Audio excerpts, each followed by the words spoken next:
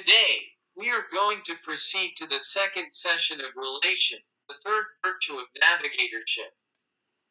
In the last 13th session, we talked about family and love. Today, let's talk about partnership, mercy, trust, communication, modesty, and consilience.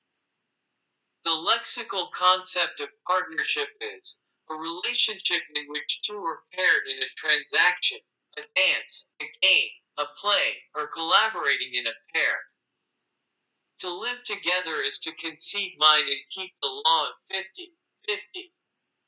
A game in which the opponent is 0 to take 100 is called a win-lose game. If your opponent takes 1, the game that you take 0 is the same. But if your opponent takes 50 and you take 50, it will be a win-win game. When you look at each other greedily, it is called a lose-lose game, where the opponent takes 0 and you take 0. Everything that creates a relationship in a person or organization should make a 50-50 concession game.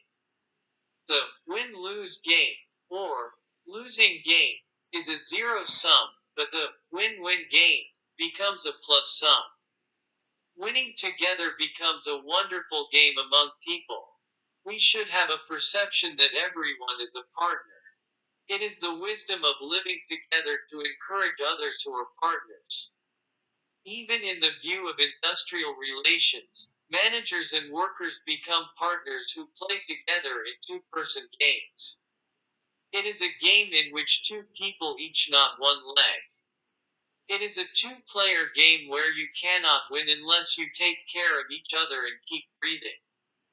This is not only labor relations, but also the principle common to all relationships such as peer relationships, subordinates relationships, parental relationships, parent-child relationships, customer relationships, and relationships with competitors.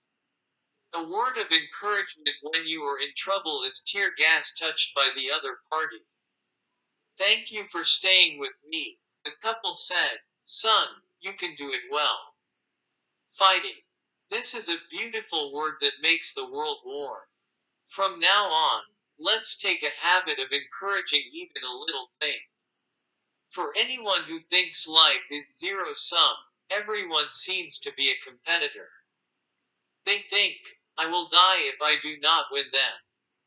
However, the person who sees life as a relationship of cooperation or a partner is different. They think, I live this way because of them. In the workplace, if a corporate president considers employees as important persons who make money for him, and employees are grateful to the president, who has made it possible for them to work in difficult times, partnership could naturally be maintained. This is also true in the relationships among departments, among teams, and among individuals. The force of two that cooperate with each other is stronger than one. The top is not the strongest, but the one with the greatest ability to form a united front. Ubuntu. It means, I am because you are, in the African Bantu tribe. An anthropologist suggested children of an African tribe a present for the first child arriving. But the children did not want to go first, but they went hand in hand and ate it together. Anthropologists asked why they went together when one could go first. The children said, how can one person be happy while everyone else is sad?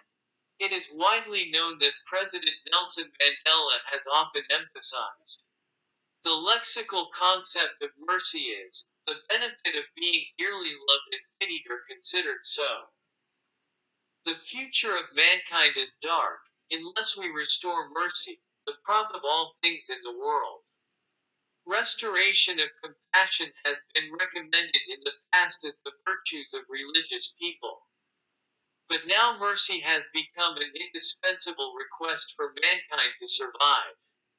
It is more urgent to teach mercy, rather than competition, to go ahead. The more difficult a situation you are in, the more you will have to build up a good career that cares for the harder ones than you. And we must forgive others. If you hold anger in your heart, it is like you are biting poison. It is like you want the other party to die while you are biting poison. Everything is due to my fault, and it is the way of living to get return as much as you have given mercy.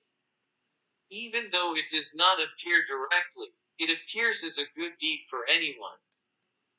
Sharing is not only good for others, but gives joy to those who share. Sharing is the key to longevity by letting endorphins come out of the body and endure disease. It is the content of a Chinese proverb. If you want to be happy for an hour, take a nap. If you want to be happy all day, do your fishing. If you want to be happy for a month, get married. If you want to be happy for a year, take possession of property. If you want to be happy for life, help someone. The dictionary concept of trust is firmly believing and relying. Trust among people is the most basic virtue, and the promise must be kept. It is the promise that you try to keep, and to keep your promise is the confidence. Trust among people is the most basic virtue, and the promise must be kept. It is the promise that you try to keep, and to keep your promise is the confidence. Therefore, you should not make promises that you cannot keep, and you have to deal with people with heart. Trust is not only with people and with yourself, but also between man and animal. It is a top priority to keep your promises to yourself. It is difficult to gain the trust of others without trusting yourself. It is often said that the difference between developed and developing countries is based on the score of trust. Trust in the government, trust in the company, and trust in the product soon determine the dignity of the country. A company or organization made up of trust and belief can strengthen its sense of solidarity among its members, and has a high degree of solidarity, thus enabling efficient management. The invisible transaction costs caused by mistrust have the power to collapse the organization's base at once. Trust has a very self-fulfilling nature. If you believe your other party, she or he also believes you. And if you distrust the other party, she or he responds to that expectation. If there is little expectation, the trust you receive from your other party is low. Trust is the primary element that sustains society. Trust has always had a top priority. One day, Zedong, who became a prime minister of country Lu in China as a disciple of Confucius, asked Confucius, "What is politics?" Confucius replied, "It is a policy that should be made so that the people have plenty of food, strong defense forces, and people they can trust. If I throw away one of the three things, what should I throw away first?" Confucius replied, "Defense forces. If you have to forsake one of the other two, what is the first?" Zedong asked, and Confucius replied, "Food." Finally, trust is the most important thing in food, defense, and trust. When there is trust, there is strong power. When there is no trust, there are unexpected problems. When trust is betrayed, there will be considerable difficulty. The problem of distrust in our society is not just yesterday's or today's. A society that has lost trust is uneasy. Trust is the foundation of human relations in our society where we live in relationships. Being able to walk the streets with ease, driving along complex roads is possible because of mutual trust. Trust which beliefs, stability, consistency, and predictability is the component that affects our lives. It also acts as an adhesive that binds people together. It takes a long time to build trust, but it is instantaneous to fall down. The lexical concept of communication is the idea or meaning that you have is in common. The message transfer factors are the content of speech 7%, voices 38%, and nonverbal elements 55%. Though people think those who speak wonderfully and sophisticatedly are nice, people are impressed by ones who deliver warm humanity. A person who can move his or her mind can communicate successfully. If you want to communicate with other people's minds, let's move their minds from self-centered to others. When you talk to people, open your eyes and ears and listen carefully so your partner can talk to you. When you meet people who are constantly changing, you feel the energy of success. People who feel the energy of change do not always find 99% disadvantages from others, but they find and learn the advantages of 1% first. It is the type of person who creates a cheerful atmosphere. In order to praise, it is necessary to train to look at others' merits and interests. Open your eyes wide and open your ears and look for the positive energy of others. When you were young and found a treasure hidden in a treasure hunting game at a picnic, a present was given. Communication serves as a passage connection among people. Through communication, individuals and organizations are connected and the world is running properly. Without communication, relationships are not formed. Therefore, the basis of human relations is communication. Life is also a claim, not an ownership. If you want something, you have to ask for it. The Bible says, knock, then it will open. To take a taxi on the street, you must act to catch a taxi. Raise your hand or call the taxi. You must express your thoughts for what you want. Just like you cannot ride a taxi all day long by just wanting a taxi to come to your mind. Therefore, communication and claims are essential tools for life. Conversation, the most basic act of communication, comes from the Latin word for moving together. Therefore, conversation can be said as dancing with words. Dance has a set of rules and basic actions, which are the same with conversation. By learning rules and basic actions, you can move harmoniously without stepping on your other party's feet or distracting your step. In addition, each conversation has different rules. Some rules apply implicitly, but sometimes they are as explicit as a presentation. The words that benefit people are warm as cotton, but the words that hurt people are as sharp as thorns. If a word is used well, it is like 1,000 gold, and if a word hurts a person, it hurts like a knife. Human relations are a series of processes in which different people meet and acknowledge each other. If you do not recognize the difference, you cannot protect your other party's self-esteem. What is important for a good relationship to understand each other is smooth communication. The medium of communication is not only the words and expressions but also the medium such as the camera. Drivers who cause greater traffic congestion to go faster are easily overwhelmed by anger and irritation. Rather than thinking about their mistakes first, they blame the government's lack of traffic management and curse the self-interest of other drivers. Where there is no communication of mind, conflicts are frequent. Either home, organization, society, or wherever it is, communication is an important virtue. In the Bible, there is a lection of ask, and you will receive, search, and you will find. Knock, and the door will be opened for you. Everyone who asks will receive. Everyone who searches will find. And the door will be opened for everyone who knocks. The best communication comes from the heart, not the tongue.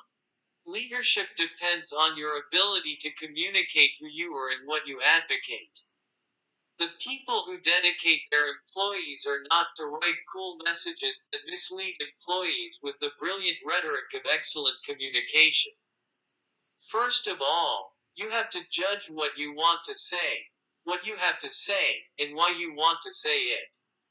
In other words, before composing a message, you should find your values, passion, courage, and true self. You should then be prepared to reveal it to your organization's background, strategy, and context. The sincere word, in other words, the truth, is the key to successful communication. Gifts in human relationships are fortunate to get the minds of others. The dictionary concept of modesty is respect for others and an attitude that does not put oneself. Kim Moon-ban, who became the first Korean UN Secretary General, has three secrets of success. Go crazy, be modest, do not lose your dream, so be humble. If you want to achieve your goals in a long marathon of life together, you should be more and more humble. You have to know how to treat yourself first, and if you know how to treat yourself, you will be proud of yourself. Modesty is not always good, but it would be able to be acknowledged to others by making yourself self-confident. High mountain could be high because it does not refuse even worthless soil, and the river and sea are so deep because those do not refuse any streamlet. The Economist magazine in the United Kingdom asked world scholars what mankind will reflect in the 20th century and what virtues it should have in the 21st century. Most of the scholars proposed intellectual modesty. The Talmud said, "The best wisdom is kindness and modesty." We all know that rice bows its head when it is ripe, but those who try to practice it in their daily lives are unusually rare. On the contrary, if somebody is modest, it is more prevalent to consider him foolish or despise him. It is a reality that it is easy to preen himself and swashbuckle if the financial power and the social status are a little raised. The beginning of modesty is an awareness of one's lack of confidence. The end of modesty is thanks to everything that sustains a lacking person. Frog does not think of tadpoles, makes you think of modesty. The power of modesty is not a weapon to subdue a competitor and win a victory, but rather a force that raises the value of each other. Modesty for humans, modesty for the world, and modesty for history brighten the world. Consilience's lexical concept is to penetrate things. Consensus and convergence are common in all areas of society. IT and BT are converging and finding an integrated way in fields where humanities and natural sciences, Western and Oriental, brain and physical sciences are likely to be conflicting with each other. Consilience is the term originally used by natural philosopher William Whewell. He described the word jumping together, from Latin as a state in which the indifferences from different phenomena are consistent. It is interpreted that the Korean translation is a term used in Buddhism, to take a big step, and to rule over it. The Consilience, written by Edward Wilson, is a book that asserts the unification of humanities and natural sciences. Wilson's argument is that it is different from the term interdisciplinary, and it is possible to explain the entire humanities such as politics, economics, and society through natural science. Fusion, which was popular in the 1990s, also represented consilience. Capitalism and socialism are things that people can eat well and live well, and the system is not important. Korea is based on capitalism but approaches control through socialism, and China is based on socialism, but it is approaching capitalism through autonomy. And hybrid vehicles, which are increasing their value in the face of the energy crisis, show synergy by combining two different functions. It is a consensual idea that everything exists on both sides and that it has a wide view of both sides. Today's society is in the flow of the age of convergence, where different fields meet and cause new changes. Unlike the past, which created knowledge and value by concentrating on one field, new interactions arose in exchanges between various fields. From the realization of disease-free longevity to sustainable development such as the environment and energy, the tasks that are in front of us are often limited by the existing academic or individual technologies. So, convergence is necessary. In the field of science and technology, research on convergence technology that crosses technology and interdisciplinary fields are actively being conducted. In particular, convergence between heterogeneous technologies such as information technology in biotechnology (BT) and nanotechnology (NT) is emerging as a global trend to overcome technological limitations and create new industries and lead economic growth. Nanotechnology, nanobiotechnology, bioinformatics, and other technologies are infinitely comparable to the Industrial Revolution. In art, convergence is the creation of a new level of art formed by mutually different genres of units being mutually recognized as individual attributes. Just as hydrogen fusion emits enormous energy, the convergence of the heterogeneous is creating new genres that we have never seen before. For example, the combination of sculpture and music, sound sculpture, arts and performances hand in hand to create genres such as performances, happening, and events. It is today's reality that new media art, which is a fusion of art and technology, is emerging as the best art genre of the century. It can also be explained in terms of the thesis, antithesis, synthesis of social phenomena. When the era in which humanities and natural sciences coexist is called synthesis, the process of differentiation is divided into smaller phenomena and examined from various perspectives, and the process in which this reaches the limits is a consilience. Now we need a new methodology that understands the whole, not just the sum of parts, but just the whole. Unification of all the knowledge that has been revealed so far will be a breakthrough.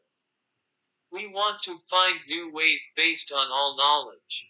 It is one of the phenomena of consilience that the 80-20 long tail and detail rules are integrated in terms of social phenomena. Here is a hybrid of the Wall Street Journal's Pascal Zachary.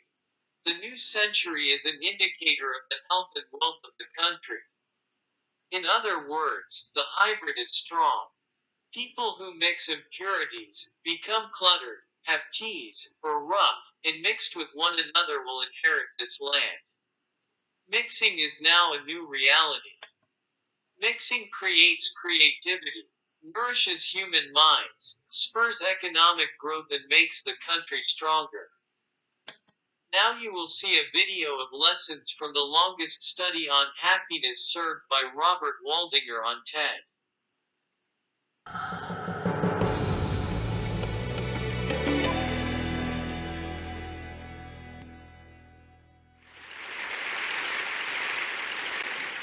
What keeps us healthy and happy as we go through life? If you were going to invest now in your future best self, where would you put your time and your energy? There was a recent survey of millennials asking them what their most important life goals were. And over 80% said that a major life goal for them was to get rich.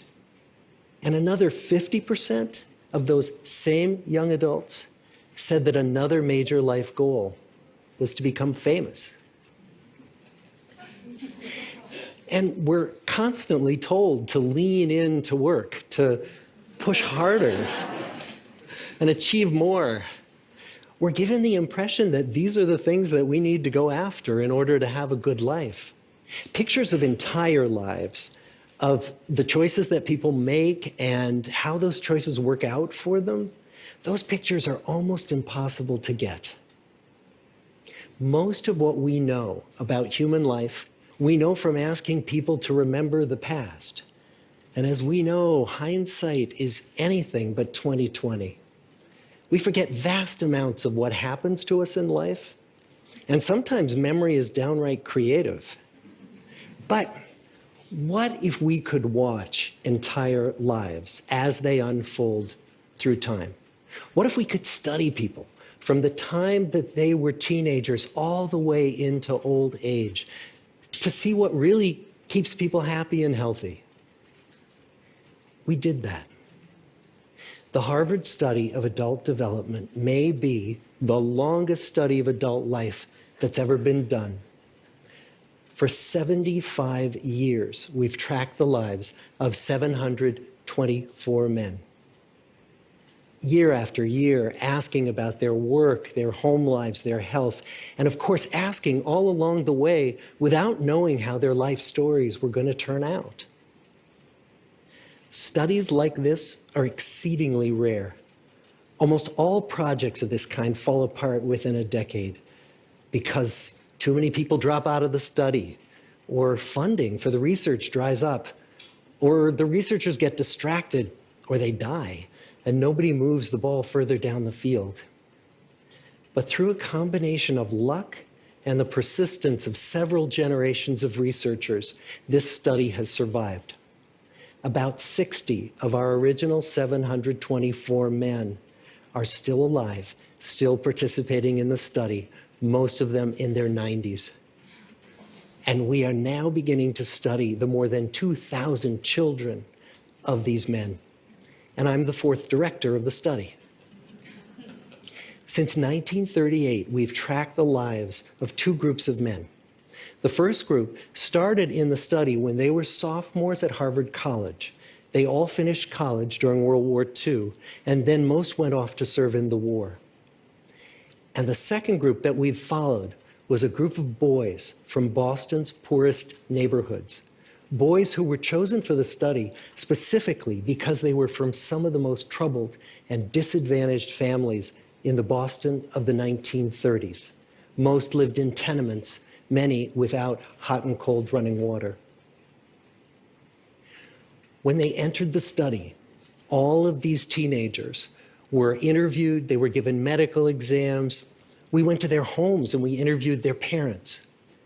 And then these teenagers grew up into adults who entered all walks of life. They became factory workers and lawyers and bricklayers and doctors, one president of the United States. Some developed alcoholism, a few developed schizophrenia. Some climbed the social ladder from the bottom all the way to the very top, and some made that journey in the opposite direction. The founders of this study would never in their wildest dreams have imagined that I would be standing here today, 75 years later, telling you that the study still continues.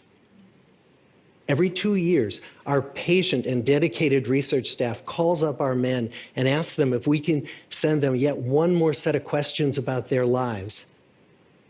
Many of the inner city Boston men ask us, "Why do you keep wanting to study me? My life just isn't that interesting." The Harvard men never asked that question.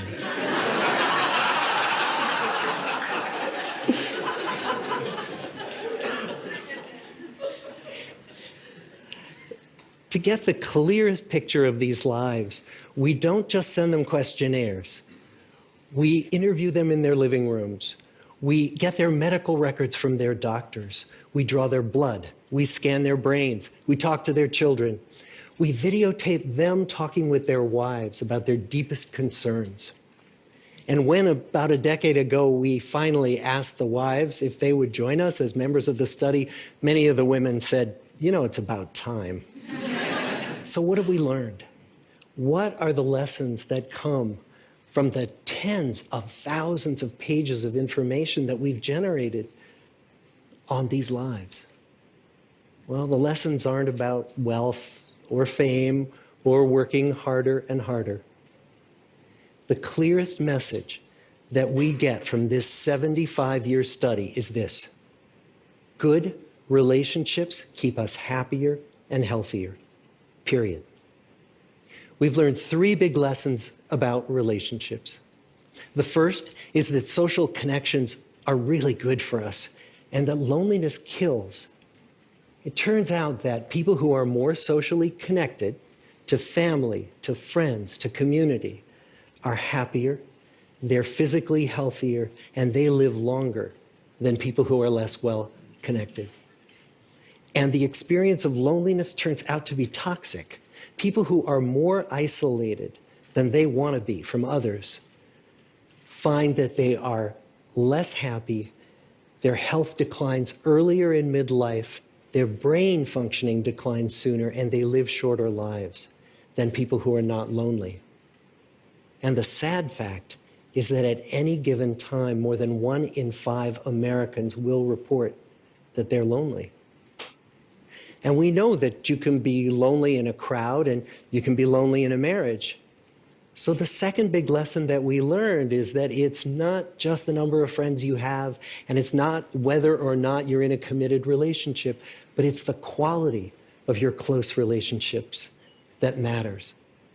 It turns out that living in the midst of conflict is really bad for our health. High conflict marriages, for example, without much affection, turn out to be very bad for our health, perhaps worse than getting divorced. And living in the midst of good, warm relationships is protective. Once we had followed our men all the way into their 80s, we wanted to look back at them at midlife and to see if we could predict who was going to grow into a happy, healthy octogenarian and who wasn't. And when we gathered together everything we knew about them at age 50, it wasn't their middle-aged cholesterol levels that predicted how they were going to grow old. It was how satisfied they were in their relationships. The people who were the most satisfied in their relationships at age 50 were the healthiest at age 80. And good, close relationships seem to buffer us from some of the slings and arrows of getting old. Our most happily partnered men and women reported in their 80s that on the days when they had more physical pain, their moods stayed just as happy.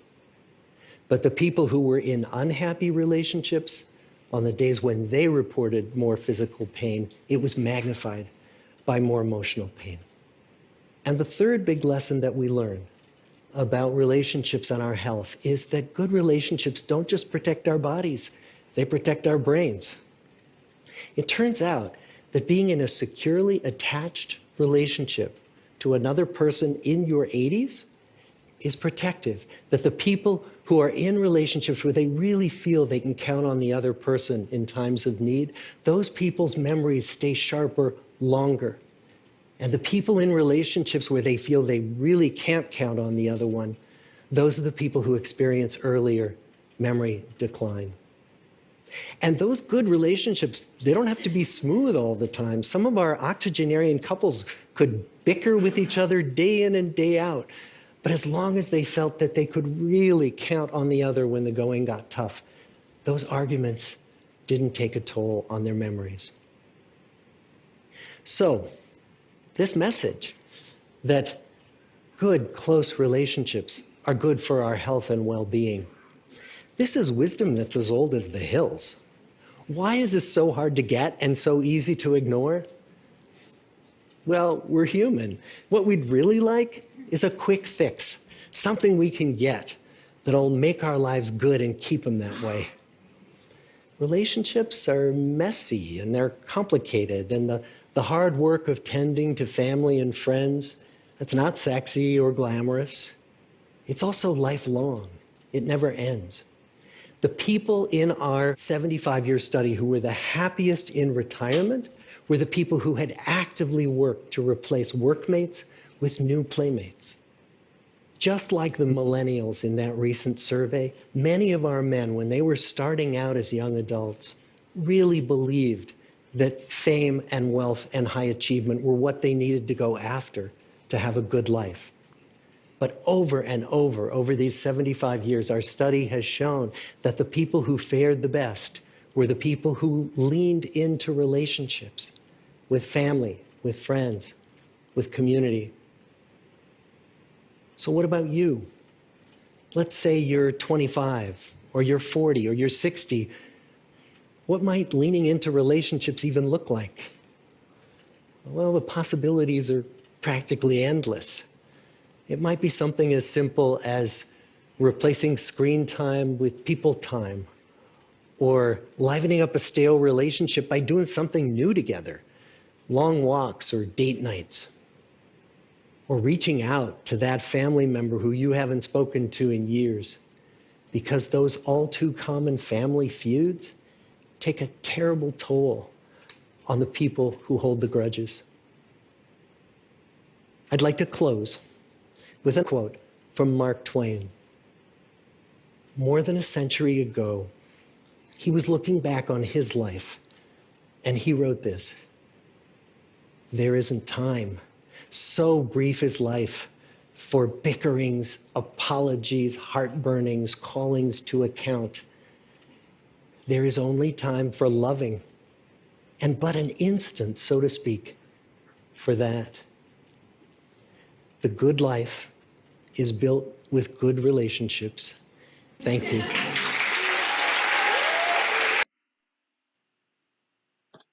Have a sense of responsibility to a person you have a relationship with, to have a happy and good relationship with a good person and to maintain it. The bond with the family provides a feeling of emotional stability and a support to grow into a trustworthy person. Love yourself and love others in the world. Cooperate with nature, humans, and the world with 50-50 rule. Have compassion to donate about 10% of income or time. It is based on trust and belief among people. You practice habits of communication and listening to others. Modesty is the basis for relationships among people. It is a controversial thought, not a dichotomous, black and white logic.